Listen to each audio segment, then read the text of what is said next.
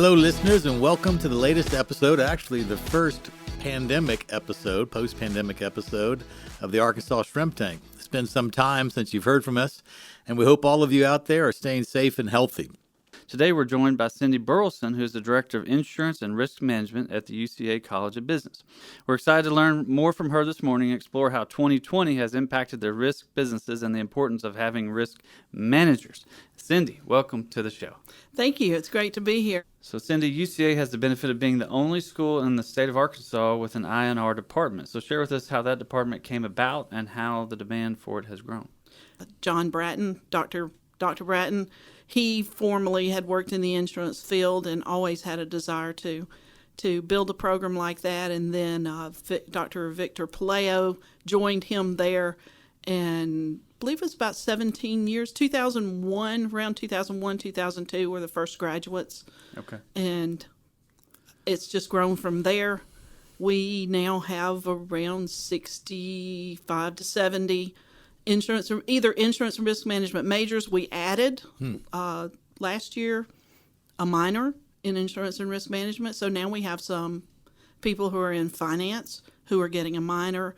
Others in other industry degree programs are getting a minor in insurance and risk management. We also have a minor in actuarial studies from the math department. Yeah. So those students also take some of the insurance courses. Cool. So we're really growing, and last year we went fully online. So you can take this program without ever coming to campus, which is a great opportunity for people who are like me. I went to work. I didn't have my degree yet, so I went back to school while I was working, and having an online opportunity would have been great. I had to take time off, to go to school because that option wasn't available. And so that's really helping our program grow as well. So let's shift to the business side with all the shutdowns, social distancing, and other aspects impacted by the businesses. How are the business owners assessing risk and operating, moving forward? Now, that's an interesting subject, and it's actually something that I've been talking about recently. This pandemic has really perpetuated the importance of risk management. I've written just a little brief article that I handed to Lee yesterday talking about the importance of what I call looking at and making sure that you consider future risk, even though those future risks are not likely to happen, uncertain. They're very uncertain, but you still have to consider them. I think a lot of times, and you guys deal a lot with entrepreneurs, someone with that mindset going into a business and opening a business is gung-ho with all of the opportunities that they have. And that's great. And that's the way they should be. But they need to take a step back at some point in time and think through all of the things that could impact their business. Not just the day-to-day things of, what if my building burns? Or, something like that you can deal with insurance, or I need to make sure that people can get in and out of the building, that everything's safe, all of those location risk management things that you are part of an everyday normal way of doing business. Right. But you need to sit down and consider those. What do I do if the server crashes and I can't get online for 3 days? How's that going to impact my business? And do I need to do something or have something in place, even if it's just a written plan in place for how to deal with that? And, here's one of those things. What do I do if there's a pandemic? A pandemic in the United States, who would have thought? Right. That's something people think way back there. That's, happened in what? 1918. Yeah. I started to say 1914, 1918. Yeah. That's old stuff. We're past being affected by things like that. And look at the things that came through, SARS and other things that have come through. It was really not a big deal. So something like that's not likely to happen. If you live in Arkansas, what about an earthquake? Right. We do sit in an earthquake-prone area, even though we've never had the big one. But it could happen. Right. And so I think it's very important that even if you just take a little bit of time, sometime in your business, whether you're starting a new business or, you already really heavy into it, take some time and consider those things and think about how you could address them.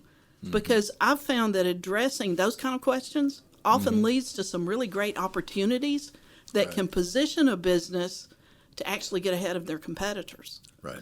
It's like the old saying, expect the best, but be prepared for the worst. Right. Well, think about the restaurants today. The ones who, even the little mom and pops who had already moved to an online presence, they might not have had anything but just their menu and location and contact information, but they were much better positioned to move to online ordering, delivery services when all the businesses got shut down. Sure. Than someone who just said, oh, we have plenty of customers, we have a great reputation, nothing's going to happen to that. And it did. Right. Yeah. You mentioned or spoke to this a little bit already, but, through this crazy year we've had, what ways are you seeing this could be a catalyst to evolve the industry in any meaningful ways? The growth of technology, the use of technology. For quite a few years, people have kind of laughed at companies like Lemonade and others, that have come that are fully online. And yes, there are some issues. I was in a class just recently where some insurance agents and other insurance personnel were talking about that. How can these companies operate like they do? Many of them operate without licensed agents because they're fully online and it's an fully automated process. So there's no one speaking to an individual about their insurance. Well, when you don't have to be licensed, that takes a lot away from your expenses. Sure. And these companies, they can't ignore what these companies are doing. Right. And, and how they're operating. So one thing that I really think could come from this is perpetuating these companies to grow in technology and how they're interacting with their customers. Yeah. That's good. Now we're going to shift into what we call our shrimp cocktail section. And what that is, it's an opportunity to kind of brag and put out some juicy jumbo shrimp for the listeners to kind of bite into. And so let's focus in particular about the UCA program and how it's impacting students. The website boasts an impressive 90% of graduates from your department find employment within 30 days. Which companies are chief among those hiring? Well, I can actually change that number, though we don't publish it. I always say it's 99.9%. Oh, wow. There could be one out there, but I have had one student that it took maybe 45 days to get a job, but it's because there was a particular position he wanted, and he waited on it to open up. So we don't have students who don't get work. So are you finding, are these students finding careers within certain sectors of the insurance world, or is it...